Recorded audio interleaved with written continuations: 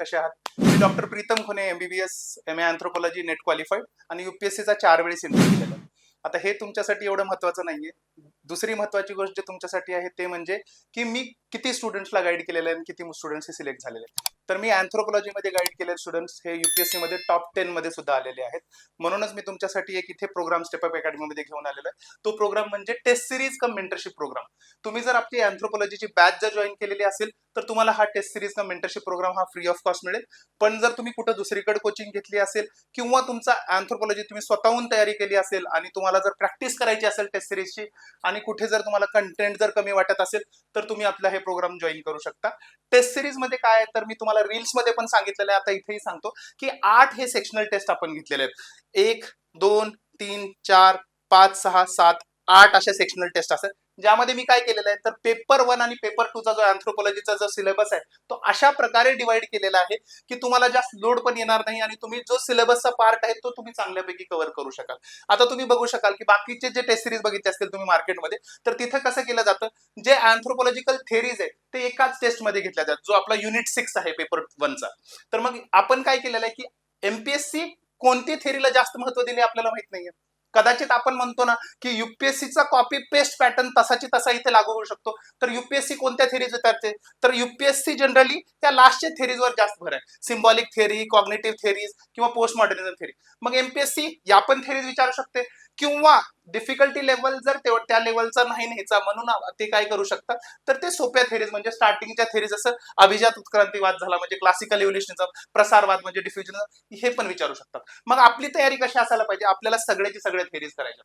मग मी काय केलेलं आहे तर आपल्या ज्या पहिल्या 5 जे टेस्ट आहेत त्यामध्ये आपण काय केलं, जे थेरीज आहेत ते थोड्या थोड्या डिवाइड केल्या आहेत, ज्यामुळे तुम्हाला लोड पण येणार नाही, सगळ्याच्या सगळ्या थेरीज तुम्ही फोकस करून चांगल्यापैकी तयारी करू शकाल. आता आपण बघूया की आपले जे 8 सेक्शनल टेस्ट आहेत त्यामध्ये आपण सिलेबस कसा दिलेला आहे. तर पहिला जो पार्ट आहे तो बेसिक्स आहे अँथ्रोपॉलॉजी, बाकीचे जे डिसिप्लिन्स आहेत त्यांच्यासोबतची रिलेशनशिप कशी आणि मिनिंग ऑफ अँथ्रोपॉलॉजी वगैरे जो तो पार्ट आहे, ब्रांचेस ऑफ अँथ्रोपॉलॉजी तो वाला पार्ट आहे, तो आपण इथे 1.1, 1.2 आणि 1.3 मध्ये कव्हर करतो. मग युनिट 2 जो आहे तो पण आपण इथे कव्हर केलाय. मग हा झाला टेस्ट 1. ठीक आहे. टेस्ट 2 मध्ये 1.4, 1.5, 1.6 झालं आणि युनिट 2 जो आहे आपला तो कव्हर केलेला आहे आपण 2.3, 2.4, 2.5 आणि याच्यासोबत आपण डिफ्युजनिझम फक्त ठेवलेली आहे. तुम्हाला जर हे आता 1.1, 1.2 हे जर कळत नसेल तर तुम्ही सिलेबसची जी कॉपी आहे ती समोर घेऊन बसा, म्हणजे तुम्हाला क्लिअरली कळेल. का तर आपण त्याच्यामध्ये टाइम वेस्ट करू शकत नाही, तर व्हिडिओ खूपच मोठा होईल. ठीक आहे. तिसरी जे टेस्ट आहे ती आपला युनिट 3, युनिट 4, युनिट 5 म्हणजे पॉलिटिकल ऑर्गनायझेशन, इकॉनॉमिक ऑर्गनायझेशन आणि रिलीजन जो आहे तो आहे. आणि मग युनिट 6 तर आपण डिवाइडच केलेला आहे, जो अँथ्रोपॉलॉजिकल थेरीजचा पार्ट आहे, क्लासिकल इव्होल्युशनिझम, डिफ्युजन. आणि इथे आपण मग 2 थेरीज ठेवलेले आहेत, त्या म्हणजे थेरीज आहेत हिस्टॉरिकल पर्टिक्युलरिझम, फंक्शनलिझम आणि स्ट्रक्चरल फंक्शनलिझम. मी 2च का म्हणलं, का तर हिस्टॉरिकल पर्टिक्युलरिझम एक थेरी आहे आणि फंक्शनलिझम मध्ये आपण फंक्शनलिझम मलिनॉस्कीचा आणि स्ट्रक्चरल फंक्शनलिझम RC ब्राउनचा आपण हे दोन्हीला एकच कन्सिडर करतो. ठीक आहे. जे चौथी टेस्ट आहे त्यामध्ये आपण युनिट 7 जो लिंग्विस्टिक अँथ्रोपॉलॉजीचा आहे, लँग्वेज आणि कल्चर जो टॉपिक आहे तो, आणि रिसर्च मेथॉडॉलॉजीचा जो युनिट 8 चा टॉपिक आहे तो आपण घेतलेला. सोबतच आपण मग थोड्या थेरीज घेतल्या आहेत, ते म्हणजे कल्चरल मटेरियलिझम झालं, स्ट्रक्चरलिझम, कल्चर पर्सनॅलिटी आणि न्यू इव्होल्युशनिझम. इथे जरा थोड्या थेरीज जास्त आहेत, का तर हा वाला जो पार्ट आहे तो छोटा पार्ट आहे. ठीक आहे. नंतर आपण जो घेतलेला आहे तो आहे म्हणजे टेस्ट 5 मध्ये आपण लास्टच्या जे थेरीज आहेत जे युपीएससी ला खूप इम्पॉर्टंट आहे, सिम्बॉलिक आणि इंटरप्रिटेटिव्ह थेरी झाली, कॉग्निटिव्ह थेरी झाली आणि पोस्ट मॉडर्निझम थेरी ते घेतलेली. आणि इथून आपला चालू होतो मग पेपर 2 चालू होता. आता तुम्ही म्हणाल की जे मी 8 सेक्शनल टेस्ट देतो त्याच्यातल्या तर 4.5 जे सेक्शनल टेस्ट, 4.5 पावणे 5 सेक्शनल टेस्ट तर पेपर 1 ला दिल्या. का बरं असं केलं, का तर तुम्हालाही माहिती आहे आपला पेपर 1 जो आहे तो कम्पॅरेटिव्ह टू पेपर 2 हा जरा थोडासा लेंदी आहे. मग कव्हर करण्यासाठी तुम्हाला जास्त लोड येऊ नये म्हणून मी असं डिव्हिजन केलेलं आहे. मग पेपर 2 इथं चालू होतो. इथे पेपर 2 मध्ये मग युनिट 2 आणि युनिट 3 आपण कव्हर करायचा प्रयत्न केलेला आहे. नंतर जो आपला टेस्ट 6 आहे त्याच्यामध्ये आपण पेपर 2 चा युनिट 4, युनिट 5, युनिट 6 आणि युनिट 7 म्हणजे याच्यामध्ये आपण विलेजेस वाला जो पार्ट आहे ना, ट्रायबल अँथ्रोपॉलॉजी आपण सुरुवात करतो. नंतर जो टेस्ट 7 आहे त्याच्यामध्ये आपण प्रयत्न केलेला आहे की जो जेनेटिक्सचा पार्ट आहे पेपर 1 चा राहिलेला तो जरासा फॅक्च्युअल पार्ट आहे आणि तुम्हाला जर स्टुडंट्सला, मोस्ट ऑफ द स्टुडंट्सला ते लक्षात ठेवायला जरा वेळ लागतो म्हणून मी लास्टला तो ठेवलेला आहे. मग आपण इथं जो जेनेटिक्सचा पार्ट आहे तो पेपर 1 चा तो घेणार आहे आणि जो लास्टचे जे 2 टॉपिक्स आहेत पेपर 2 चे ते 8 आणि युनिट 9 आपण घेणार आहेत. ठीक आहे. तर हे झाले टेस्ट 7.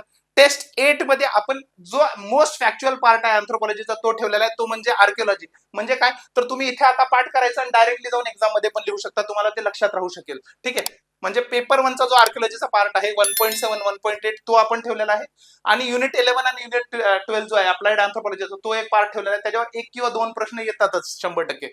आणि युनिट आपला पेपर 2चा जो युनिट 1 1.1 1.2 1.3 जो आर्किओलॉजीचा पार्ट आहे तो तुम्ही इथे कव्हर करू शकता. का आता दोन्ही लिंक आहे 1.7 1.8 पेपर 1चा आणि पेपर 2चा जो युनिट 1 आहे तो लिंक आहे एक दुसऱ्यासोबत, त्याला सोबतच म्हणून तुम्ही अभ्यास कराल. ठीक आहे.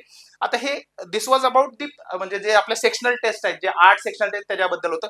या सेक्शनल टेस्ट कशा असणार आहेत, तर या वीकली सेक्शनल टेस्ट असणार आहेत. स्टार्ट कधी होतात तर ते 6 डिसेंबर पासून चालू होते. 6 डिसेंबर पासून चालू होणार आहे आणि वीकली एक एक टेस्ट असणार आहे. म्हणजे 6 डिसेंबरच्या नंतर 13 डिसेंबरला असणार आहे. म्हणजे हे आपण जो शेड्यूल ठेवलेला आहे तो सॅटर्डेचा ठेवलेला आहे, तर सॅटर्डेला तुम्ही अटेम्प्ट करू शकता. आता या सेक्शनल टेस्ट मोठ्या आहेत का, 250 मार्काच्या आहेत का, नाही. आपण कसे केले तर 120 किंवा 130 मार्काचे आहेत. म्हणजे अंदाजे यामध्ये 8 ते 10 प्रश्न असणार आहे जे की तुम्ही आरामात बसून लिहू शकता.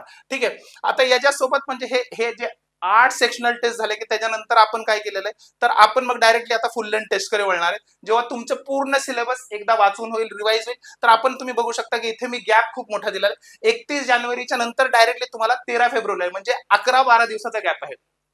त्याच्यामध्ये तुम्ही अँथ्रोपॉलॉजी पेपर 1 आणि पेपर 2 आपल्याला तर 6 दिवसाचा गॅप मिळणार आहे मेन एक्झाम मध्ये. GS4 झाला आणि पुन्हा अँथ्रोचा जो पेपर आहे 6 दिवसाचा गॅप, इथे 12 दिवसाचा गॅप आहे. म्हणजे तुम्ही अँथ्रोपॉलॉजी ऍटलीस्ट कमीत कमी 3 ते 4 वेळेस तुम्ही सिलेबस पूर्ण कव्हर करू शकाल. मग आता काय तर जे फुल लेंथ टेस्ट आहेत ते अँथ्रोपॉलॉजी पेपर 1 जो आहे तो मी 13 फेब्रुवारीला ठेवलेला आहे. आणि मी विचार करतोय की 13 फेब्रुवारीला दुसरा पेपर पण ठेवायला पाहिजे का, पण सिन्स तुम्ही फुल लेंथ टेस्ट एकदाही आधी दिलेलं नाही म्हणून आपण काय केलं तर 14 फेब्रुवारीला आपण पेपर 2 ठेवलेला आहे. सो तयारी तुमची आधीच करायला पाहिजे, की असं नाही की 13 फेब्रुवारीला पेपर 1 झाला की पुन्हा तुम्ही 13 फेब्रुवारीच्या संध्याकाळी तुम्ही पेपर 2 ची तयारीला बसणार नाही. आधीपासून सगळी तयारी पाहिजे. ठीक आहे. आणि मग आपण काय करणार की लास्ट जो मेन एक्झामचा जसा एक्सपिरियन्स असणार आहे तुम्हाला, एमपीएससी ची मेन्स जे डिस्क्रिप्टिव्ह तुम्ही द्यायला जाणार, तोच रिअल टाइम एक्सपिरियन्स देण्यासाठी आपण 2 मार्चला सकाळी 9 ते 12 आणि पुन्हा 2 ते 5 जसा एक्झाम होतं त्याच रिअल टाइम एक्सपिरियन्स मध्ये आपण तुमच्यासाठी अँथ्रोपॉलॉजी पेपर 1 आणि पेपर 2 घेणार आहे. आता याच्यामध्ये हे झालं टेस्ट सिरीज बद्दल. आता मेंटरशिप प्रोग्राम म्हणजे नेमकं काय तर मेंटरशिप प्रोग्राम मध्ये आपण काय करणार की जे टेस्ट तुम्ही मला पाठवणार आहेत, जर तुम्ही ऑफलाईन मोड मध्ये असाल तर तुम्ही येणार इथं टेस्ट पेपर लिहिणार आणि पेपर सबमिट कराल. मग ते जे पेपर मला मिळणार आहेत मी ते तुम्हाला डायरेक्टली चेक करून देईन. त्याचे तुम्ही डिस्कशन्स वगैरे अटेंड करू शकाल. जे फीडबॅक असेल मी त्याच्यावर लिहून देणार आहे. आणि जे ऑनलाईन स्टुडंट ते काय करणार, मला स्कॅन करायचे तुमचे आन्सर कॉपीज आणि मला तुम्ही पाठवू शकता. मग जे मला येणार मी त्याच्यावर प्रॉपरली फीडबॅक देईन आणि जे डिस्कशन व्हिडिओ असेल त्याचा तुम्हाला ऍक्सेस देण्यात येईल. ठीक आहे. हे टेस्ट सिरीज बद्दल. आता मेंटरशिप काय तर तुम्ही 1 to 1 जे तुमचं कंटेंट कुठं कमी पडलंय का त्याच्याबद्दल आपण डिस्कशन करू शकतो. जर तुमच्या एखाद्या आन्सर मध्ये काही स्पेसिफिक इश्यू आहेत किंवा तुमच्याकडे कंटेंट आहे पण आन्सर रायटिंग स्किल नाही तर ते कशी डेव्हलप करायला पाहिजे हळूहळू ते मी तुम्हाला सांगणार आहे. का तर एकदम तर डेव्हलप होणार नाही आन्सर रायटिंग. सो आपल्याकडे टाइम आहे आणि तुम्ही जर आता मीन्स देणार असाल 2025 ची तर मग without wasting even a single day तुम्ही आता आपला हा प्रोग्राम जॉईन करू शकता. मेंटरशिप मध्ये दुसरं काय करणार आहे की एखादा असा टॉपिक तुम्हाला वाटतो की ज्याचा तुमच्याकडे कंटेंट नाहीये तर माझ्याकडे ऑलरेडी भरपूर कंटेंट आहे. मी तुम्हाला त्यातला कंटेंट देईन आणि तुम्ही चांगल्या प्रकारे प्रिपेअर करू शकता. मी तुम्हाला सांगितल्याप्रमाणे की मी भरपूर टॉपर्सला गाईड केलेलं आहे की ज्यांचं सिलेक्शन युपीएससी मध्ये झालेलं आहे. आणि मी तुम्हाला आताही सांगतो की जे मी हे टेस्ट पेपर सेट करणार आहे याच्यामध्ये जे पण प्रश्न कव्हर होणार आहेत मी गॅरंटेड सांगतो तुम्हाला की एमपीएससी मेन्स अँथ्रोपॉलॉजीचा जो पण पेपर आहे याच्यामधला सेम टू सेम रिपीट असणार आहे. वेगळा येण्याचे चान्सेस खूपच कमी आहेत. आणि जर काही थोडाफार वेगळा आला तर त्याची पण आपण तयारी करूया. ठीक आहे. तर काही या प्रोग्रामच्या डिटेल्स बद्दल जर तुम्हाला माहिती पाहिजे असेल तर ते स्क्रीनवर पण तुम्हाला नंबर दिसतील, त्यांना तुम्ही कॉन्टॅक्ट करू शकता किंवा स्टेप अप अकॅडमीचे जे ऑफिस आहे त्याला भेट द्या किंवा माझ्या नंबरवर तुम्ही डायरेक्टली कॉन्टॅक्ट करू शकता. माझा नंबर आहे 9561010747. काही असेल शंका असेल कसलीही की तुम्ही जॉईन करू शकता. म्हणजे जर टेस्ट म्हणजे तुम्ही आमचे स्टुडंट नसाल, तुम्ही माझी अँथ्रोपॉलॉजी बॅच जॉईन जरी नसेल केलेली आणि फक्त तुम्हाला टेस्ट सिरीज जरी लावायची तर तुम्ही जॉईन करू शकता. आणि जर आमचे स्टुडंट असाल त्यांना तर आहेच ऑलरेडी. ठीक आहे. आणि जर तुम्ही 25 ची तयारी न करता तुम्ही 26 ची तयारी करत असाल आणि तुमचा अँथ्रोपॉलॉजी प्रिपेअर झालेला असेल तर मार्केटमध्ये जे हवा आहे त्याच्या मागे जाऊ नका की प्रीच्या नंतर मेन्सची तयारी होऊ शकते. मेन्सची तयारी हमेशा प्रीच्या आधी व्हायला पाहिजे. म्हणून मी काय सांगतो तुम्हाला तर तुम्ही डायरेक्टली हे जर तुमची प्रॅक्टिस चांगली जर करायची असेल तर तुम्ही आपली जे टेस्ट सिरीज आहे ते जॉईन करू शकता आणि माझा फीडबॅक घेऊ शकता. जर तुम्ही इंटरेस्टेड असाल आपल्या टेस्ट सिरीजच्या प्रोग्राम मध्ये तर तुम्ही जॉईन करू शकता, जेणेकरून मी माझ्या एंडनं तुम्हाला जेवढी माझ्याकडून मदत होईल ती मदत करू शकेन म्हणजे की तुमचे जे चान्सेस आहेत सिलेक्ट होण्याचे ते जास्तीत जास्त वाढतील. Thank you so much and all the very best for the exams. Thank you.